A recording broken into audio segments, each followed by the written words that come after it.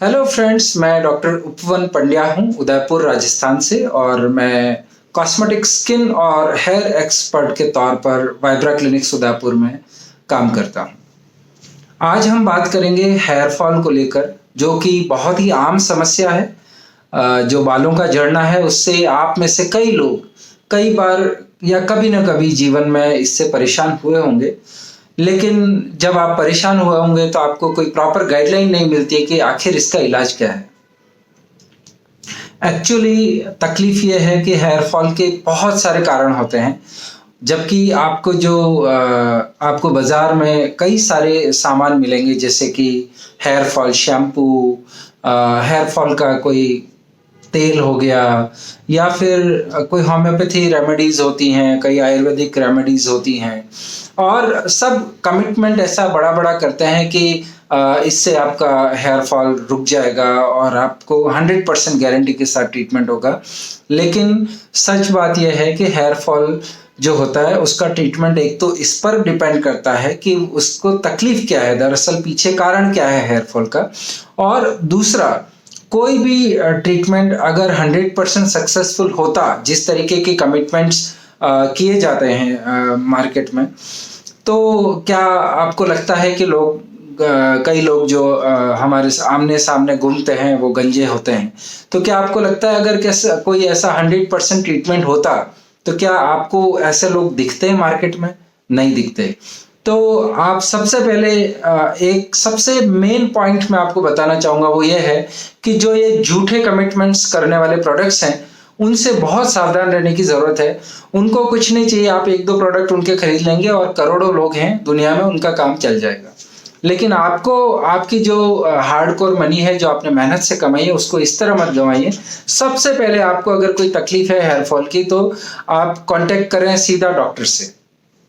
कई लोगों को हमने देखा है कि वो सैलून पे जाते हैं, वहां बाल कटाते हैं, और वहां उन सैलून वालों से भी कहते हैं कि भाई इसका क्या ट्रीटमेंट है, और वो भी अपना कोई न कोई ऑयल शैम्पू वहां से दे देते हैं कि ये वाला सीरम लगाना, हेयर सीरम भी देते हुए हमने देखा है उनको।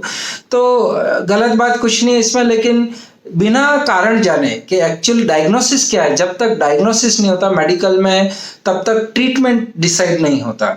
जब उनको यही पता नहीं है किसी को कि कारण क्या है, तब तक कोई भी शैम्पू, तेल या कुछ भी देना ये एक बेईमानी सा लगता है, एक गलत होना होता है ये चीज। तो सबसे पहले आप डॉक्टर के पास जाइएगा। आपको जब भी हेयर फॉल की तकलीफ हो डॉक्टर से कंसल्ट करिए।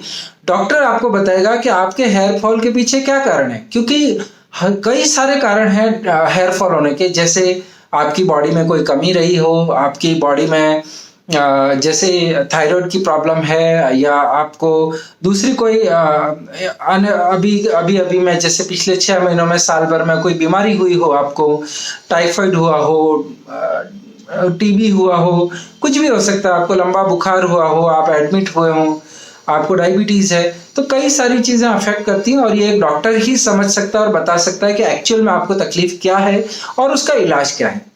हेयर फॉल कई बार किसी बड़ी तकलीफ का सिर्फ एक सिम्टम होता है, इसलिए जरूर मिलें डॉक्टर से। एक और जो सबसे कॉमन हेयर फॉल होता है वो होता है हेरिडिटरी हेयर फॉल, या फिर आप कह सकते हैं कि एंड्रोजेनिक एलोपेशिया। एंड्रोजेनिक एलोपेशिया जो होता है उसमें हेरिडिटरी तकलीफ होती है, यानी कि जो डीएनए हमको अपने माता और पिता दोनों से मिलता है, वो डीएनए जब मिलके हम में आता है तो एकदम यूनिक डीएनए होता है हमारा। उस यूनिक डीएनए में कुछ ऐसे जीन होते हैं जो आपके जो हेयर की रूट्स हैं, उन रूट्स में कुछ ऐसे रिसेप्टर्स बना देते हैं, जिसकी वजह से आपकी बॉडी के हार्मोन्स वहां पे एक्ट करते हैं, और उस एक्शन की वजह से हेयर की जो फॉलिकल है, यानी कि जो रूट है जो बाल को बना रही है, वो रूट होती है, वो धीरे धीरे डैमेज होने लगती है और अल्टीमेटली पतला और छोटा बाल होने लगता है, और अल्टीमेटली वो जो आपका फॉलिकल है, जो रूट है, वो डैमेज हो जाती है पूरी तरीके से, और स्किन एकदम प्लेन हो जाती है। और इस तरीके से हेयरलाइन रिसीड होना, या फिर जो हेयरलाइन है पीछे चली जाती है, या फिर आपको ओवरऑल जो ऊपर इस एरिया की डेंसिटी कम नजर आने लगती है, ये सारी चीजें होने लगती हैं।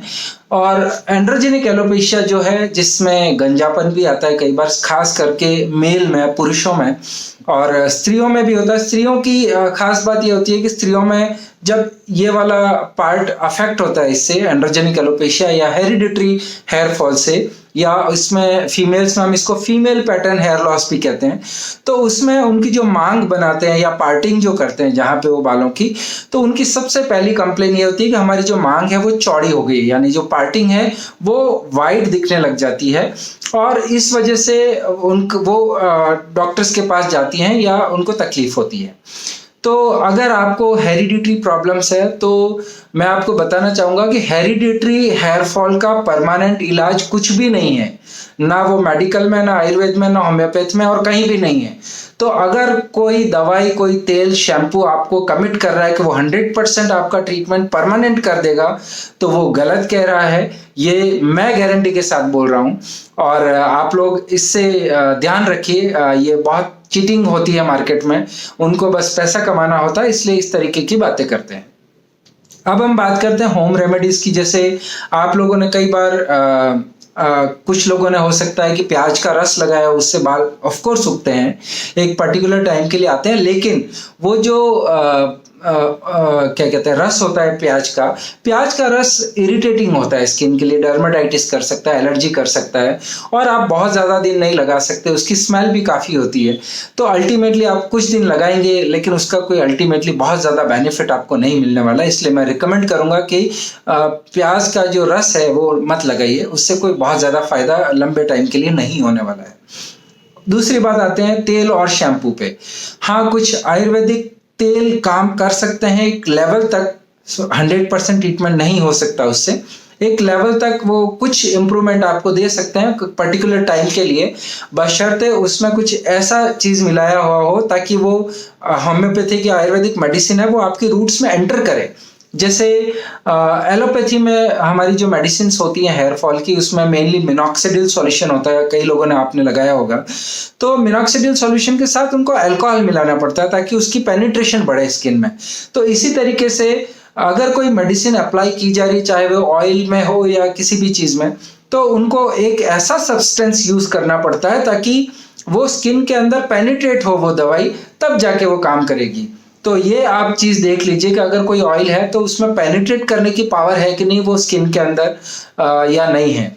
दूसरी बात, जो हेरिडिटरी हेयर फॉल जो है, एंड्रोजेनिक एलोपेशिया जिसको हम कहते हैं, जिसमें हेयरलाइन पीछे चली जाती है मेल्स में, फीमेल्स में वो पार्टिंग वाइड हो जाती है, तो उसका जो ट्रीटमेंट होता है उसमें मिनॉक्सिडिल सॉल्यूशंस के साथ कुछ मेडिसिन भी होती हैं। फीमेल्स में स्पेशली हमको कई सारे ब्लड इन्वेस्टिगेशंस भी कराने होते हैं, क्योंकि उनके साथ जो हेरिडिटरी तकलीफ है उसके साथ और भी कई चीज़ें उनको साथ में होती हैं, उनको भी हमको ठीक करना होता है, जो कि डॉक्टर ही बता पाएगा। और उसके अलावा थेरेपीज होती हैं, जो एंड्रोजेनिक एलोपेशिया है उसमें थेरेपीज होती हैं, जैसे पीआरपी थेरेपी है, प्लेटलेट रिच प्लाज्मा कहते हैं जिसको हम, और भी कई सारी मीजोथेरेपीज होती हैं इसमें। तो इन थेरेपीज के माध्यम से भी हम हेयर फॉल को ट्रीट करते हैं। पीआरपी थेरेपी में आपका ब्लड लेते हैं, हाथ में यहाँ जो होता है यहाँ से हम ब्लड निकालते हैं 15 ml के आसपास, 15 ml 20 ml ब्लड निकालते हैं, उससे मशीन में प्रोसेस करके एक सॉल्यूशन बनता है पीआरपी, जिसमें बहुत ज़्यादा प्लेटलेट्स होते हैं। फिर उस सॉल्यूशन को हम आपके जो अफेक्टेड एरिया है वहाँ पे इंजेक्शंस लगाते हैं, और इसको लगाने से पहले, इंजेक्शन लगाने से पहले एनेस्थीसिया भी दिया जाता है ताकि आपको दर्द ना हो। और मीजोथेरेपी में कुछ मेडिसिन के कॉकटेल्स होते हैं हमारे पास, मार्केट में अवेलेबल होते हैं, जो हम परचेस करते हैं। तो वो जो माइक्रोन्यूट्रिएंट्स होते हैं, पेप्टाइड्स होते हैं, इस तरीके की दवाइयाँ होती हैं, उनके इंजेक्शन हम लगाते हैं आपके स्कैल्प पे। तो इस तरीके से हेयर फॉल का ट्रीटमेंट थेरेपीज और मेडिसिन के माध्यम से किया जाता है। और अगर हेयर लाइन आपकी बहुत ज़्यादा रिसीड हो गई होती है तो फिर हम हेयर ट्रांसप्लांट आपको सजेस्ट करते हैं। हेयर ट्रांसप्लांट में 2 मेन टेक्निक्स हैं, एक FUT टेक्निक और एक FUE टेक्निक। तो जो FUT टेक्निक है उसमें पीछे से एक स्ट्रिप निकालते हैं हम और उसको एक छोटे-छोटे पार्ट्स में कन्वर्ट करके और यहाँ पे बाल लगा देते हैं जहाँ पे गंजापन होता है।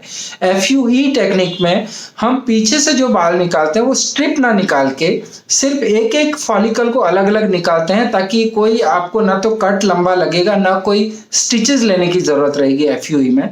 और ये सबसे पॉपुलर मेथड है आज के दौर में FUE हेयर ट्रांसप्लांट का। तो ये सारा हो गया हेयर फॉल और हेयर ट्रांसप्लांट से रिलेटेड बेसिक इंफॉर्मेशंस मैंने आपको दी हैं।